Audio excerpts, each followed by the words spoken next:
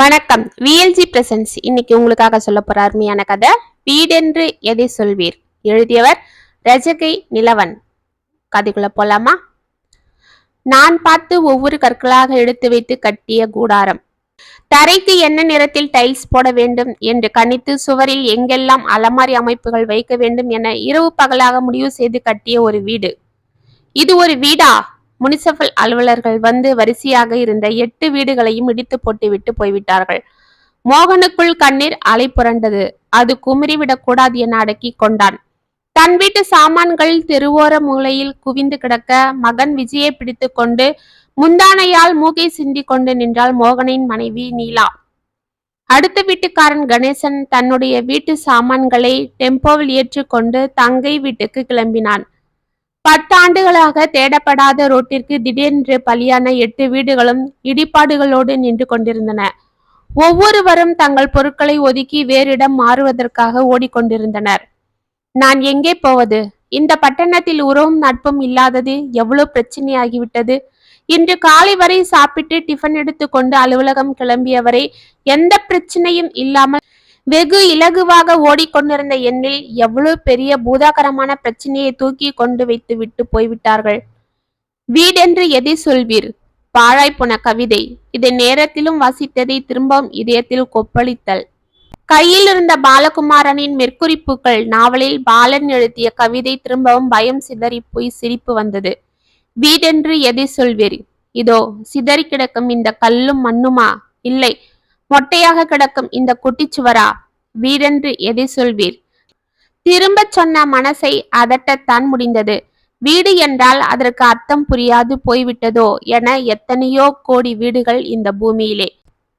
ஆனால் எனக்கும் இந்த 7 ஒண்டு கொடுத்தனக்காரர்களுக்கும் மட்டும் வீடில்லாமல் இருந்த வீட்டை யாரோ எங்கோ எதையோ குறிப்பிட்டு 27 வருடமாக மாறி மாறி புது வீடுகள் வந்து திடீரென்று வந்து உடைத்து தள்ளிவிட்டு ரோடு போட போகிறார்கள். முனிசிபல் கமிஷனர் மிகவும் தந்திரக்காரராம்.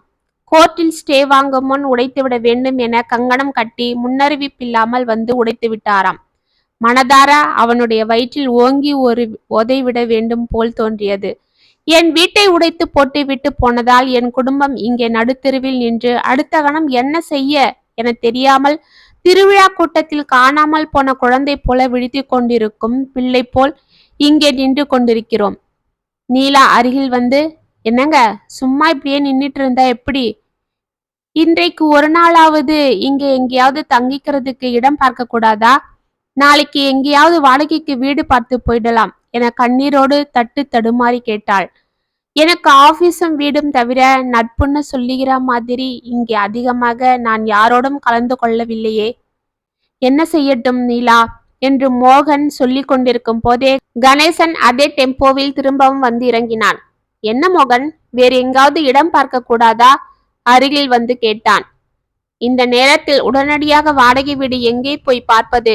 யார் உடனே வீடு தருவார்கள் கணேசன்? அதுவும் சரிதான். எல்லா சாமான்களையும் ஏற்றிக்கொண்டு என்னோடு வாருங்கள். என் தங்கையின் வீடு பெரிது. அங்கே தங்கிக் கொண்டு வேறு வாடகை வீடு கிடைத்ததும் மாறிக்கொள்ளலாம். உனக்கு எதுக்குப்பா வீண் சிரமம்? நீ போயிட்டு வா என்றான் மோகன். சிஸ்டர், மோகனுக்கு எடுத்து சொல்லுங்கள். எவ்வளவு நேரம் இப்படி நடு ரோட்டில் நின்று கொண்டிருப்பீர்கள்? நீலா திரும்பி மோகனை பார்த்தாள். அந்த கண்களில் இருந்த சோகமும் துக்கமும் புரிந்தது மோகனுக்கு. அரைமனதோடு தன் வீட்டு சாமான்களை பக்கத்து வீட்டு கணேசனின் டெம்போவில் ஏற்ற ஆரம்பித்தான். கணேசனின் சாமான்களோடு மோகன் வீட்டு சாமான்களையும் இறக்கி வைத்துவிட்டு நாளைக்கு முதலில் வாடகை வீடு தேடியாக வேண்டும். பிறகு இன்னும் PF loan, bank loan, office advance எல்லாம் போட்டு இந்த மாதிரி ஒரு இடத்தில் முனிசிபல் ஆபீஸில் தீர விசாரித்து விட்டு வீடு வாங்க வேண்டும். கணேசனின் தங்கையின் வீடு எளிமையாகத்தான் இருந்தது. என்னுடைய வீடு மட்டும் ஏன் இடிக்கப்பட்டது? வீடு வீடு என எதற்காக எல்லோரும் அலைகிறோம் என்று யோசித்தவாறு ஜன்னல் பக்கம் வந்தான் மோகன். அங்கே அவன் வைத்திருந்த மெற்குறிப்புகள் விரிந்து மலர்களின் கவிதை திரும்பவும் வீடென்று எதை சொல்வீர் என்று கேட்டது. அந்த சோகத்திலும் நாளைக்கு செய்யும் வேலைகளின் ஆயாசத்திலும் நின்று கொண்டிருந்த மோகனுக்கு அந்த கவிதையை வாசித்த போது ஒரு முறை சிரிப்பு வந்தது. இத்துடன் வீடென்று எதை சொல்வீர் கதை முற்றம். இந்த கதை உங்களுக்கு பிடிச்சிருந்தா கமெண்ட்ஸ்ல சொல்லுங்க, லைக் பண்ணுங்க, ஷேர் பண்ணுங்க, மறக்காம சப்ஸ்கிரைப் பண்ணிக்கோங்க. மீண்டும் நாளைக்கு வேற ஒரு சுவாரஸ்யமான கதையோட உங்களை சந்திக்கிறேன். அது வரைக்கும் இனிப்பிலே இருங்க. நன்றி, வணக்கம்.